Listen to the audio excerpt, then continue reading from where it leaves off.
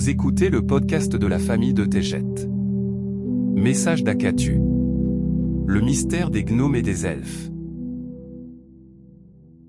Amis bien-aimés de la Terre, beaucoup parmi vous qui recevrez cette communication n'admettront jamais qu'ils croient aux fées, aux elfes ou aux gnomes. Certains vous diront que ces êtres merveilleux sont présents partout. En effet, nous avons parlé des fées à de nombreuses reprises, donc laissons-nous explorer qui sont les elfes et les gnomes. Il existe de nombreux genres d'esprits de la nature. Comme nous l'avons partagé, l'esprit de la création en Elohim permet la liberté de choisir et d'exprimer ce choix. Autres esprits de la création ont leur origine sur la grande planète Terre. Nous les appelons les natifs de la Terre, dans l'essence de leur être. Les gnomes sont natifs de la Terre et prospèrent en secret en tant qu'habitants souterrains. Ils aiment vivre sous les roches et les montagnes.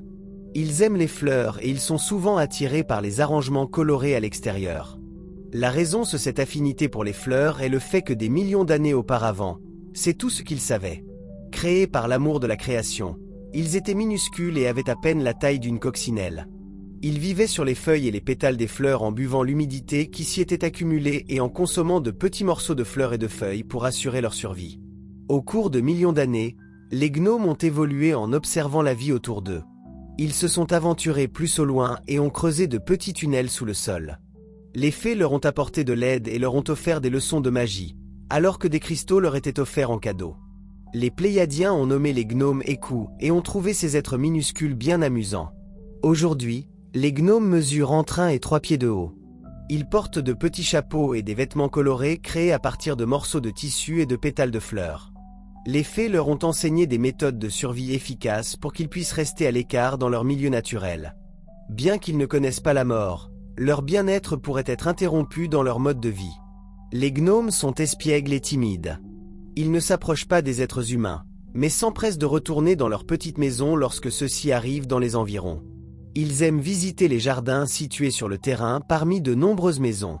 Pendant la nuit, ils recueillent des brindilles, des graines, des noix et des fleurs pour les consommer et décorer leur maison colorée. Les gnomes n'ont pas de partenaire ni d'enfant. Leur essence spirituelle est éternelle et fait partie de la divinité de Dieu. Ils vivent parmi la nature et les animaux et leur fréquence de création est la joie et l'amour. Les elfes sont également des esprits natifs de la terre et sont plus proches des fées. Ils possèdent un sens profond d'intention, alors qu'ils se déplacent et vivent dans des demeures cachées. Ils vivent aussi sous la surface de la terre et leurs maisons sont d'une beauté remarquable, parmi des cascades minuscules et des endroits pour se réunir. Les elfes étaient autrefois plus petits que vous ne pouvez l'imaginer. Lorsqu'ils scintillaient en pleine lumière, ils étaient de la taille d'un grain de sable.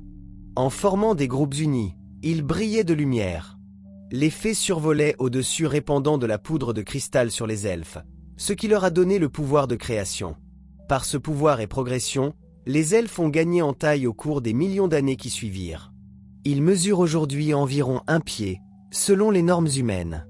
Ils ont de grands yeux et leurs visages ressemblent à ceux de petits enfants. Leurs vêtements sont souvent créés par les fées, et leurs petits pantalons courts portés avec chemise ou des robes courtes sont de couleurs vives.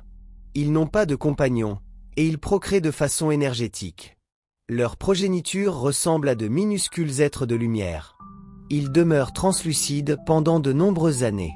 Ils apprennent à maturer comme les elfes qui sont leurs mentors, ainsi que leurs familles bien-aimées. Les elfes rendent visite aux fées dans leur demeure et se prélassent dans de minuscules endroits de lumière. Ils ont appris la magie qui leur permet de transmettre des fréquences de guérison aux animaux et à la nature. Ils aiment déposer de petits paniers faits de brindilles à l'entrée des maisons des écureuils et des lapins. La nourriture est appréciée par les petits animaux qui rassemblent leurs friandises de noix et de fruits. Les elfes sont remplis de joie lorsqu'ils servent l'humanité. Avec le don et la liberté de choix, il y aura toujours des êtres qui délaisseront le chemin de la lumière. Les elfes l'ont fait parfois. Les fées offrent leur aide, mais la liberté de choix permet à un elfe de devenir plus rusé s'il le souhaite. Ils peuvent détruire un jardin de fleurs ou renverser la mangeoire d'un animal de compagnie. Ces actes ne blessent aucun, mais leurs actions peuvent être agaçantes. Les Pléiadiens ont nommé les elfes djémiques, indépendamment de leur liberté de choix. Soyez bienveillants envers tous les êtres de la terre. Prenez soin des animaux et de la nature qui vous servent avec tant d'amour. Sachez et croyez que sous de nombreuses formes les esprits de la nature vivent parmi vous et jouissent d'une vie infinie. Alors que la Terre se transforme et que les vestiges sont abandonnés, les esprits de la nature et de nombreuses fées traverseront la région avec les Pléiadiens pour assister ceux qui sont dans l'obscurité, afin qu'ils se souviennent de leur lumière intrinsèque. Nous vivons en amour. Et en magie, nous jouons. Eneki Maea. Je vous aime tellement. Akatu.